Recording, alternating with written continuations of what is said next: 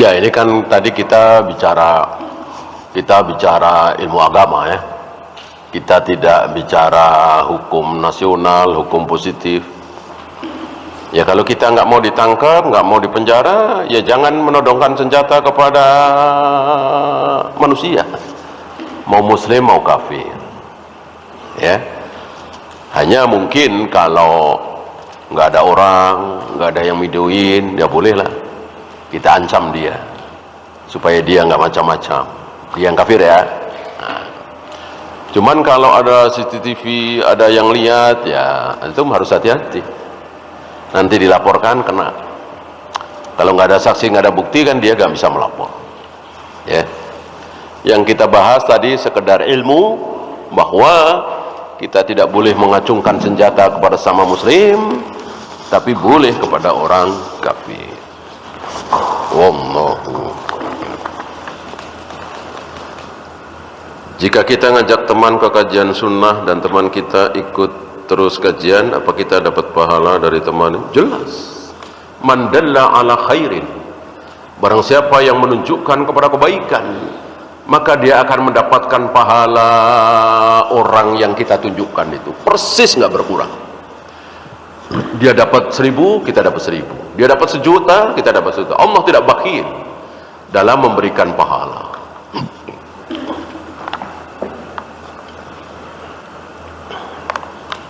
Bahkan walaupun cuma nunjuk, Pak, masjid mana ya mau sholat tuh, cuma nunjuk begitu, insya Allah dapat kebaikan. Nah, termasuk keburukan. Yang jual khamr mana Pak ya, bagian mabuk tuh situ, ya, dapat dosanya, dapat dosanya. Gereja mana Pak ya, dia mau kebaktian ya, gereja mana tuh, sama, lebih besar lagi dosanya, lebih besar dosanya daripada menunjuk tempat khamr, tempat pelacuran. Nah, syirik kan. Apakah yang ragu harus kita tinggalkan walaupun itu baik, misalnya pulang kerja ragu mau ngaji atau tidak karena di rumah ibu sendiri? Tentu lebih mengutamakan ibu. Ngaji bisa kapan saja, ini ibu di rumah lagi sendiri, butuh teman, apalagi ada sesuatu, sudah tua, lagi sakit. Ngaji bisa kapan-kapan ya. Nah, kecuali ragunya itu nggak ada alasan, ya itu bukan ragu ya, artinya malas, ya harus dilawan. Ragu ini saya ngaji apa enggak, ragu, bukan ragu itu mah, malas ya. Malas. Jadi kita harus dengan ilmu. Kalau memang baik, ya kita lakukan. Walaupun malas, nggak mantep dan seterusnya. Ya. Untuk sebuah kebaikan kita lakukan dengan melawan hawa nafsu kita. Wallahu. Ya.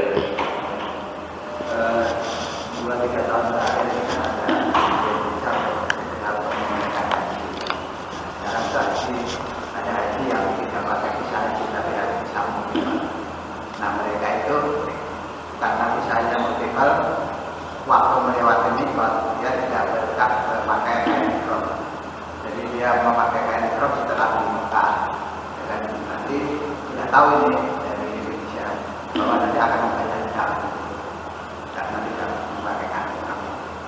Dan nanti waktu di Mina juga tidak terpaksa misalnya. Nah, ini bagaimana status keabsahan hajinya?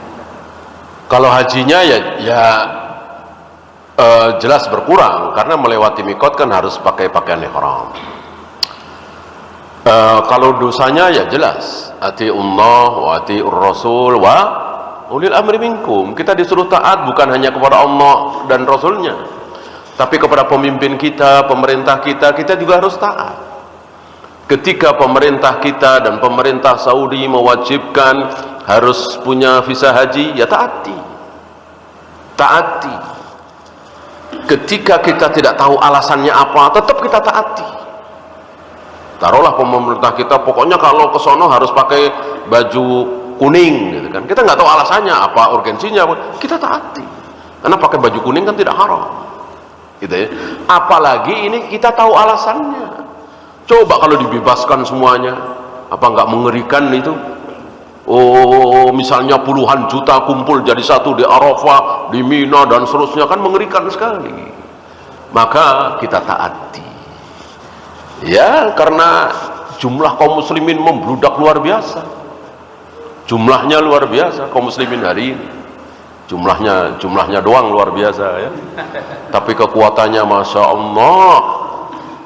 Hampir 2 miliar, mungkin lebih kali kaum muslimin. Itu melawan Yahudi yang cuman belasan juta, nggak sanggup. Berapa negara Islam di muka bumi hari ini? Ada Saudi, ada Irak, ada Mesir, ada Indonesia, Malaysia, Brunei. Menghadapi satu negara kecil. Kecuali negara ini nggak ngapa-ngapain, sedang membantai kaum muslimin. Puluhan ribu, nggak ada yang tergerak. Ya, jumlahnya doang banyak. Ya, alhamdulillah jumlahnya banyak. Alangkah baiknya kalau juga punya kekuatan.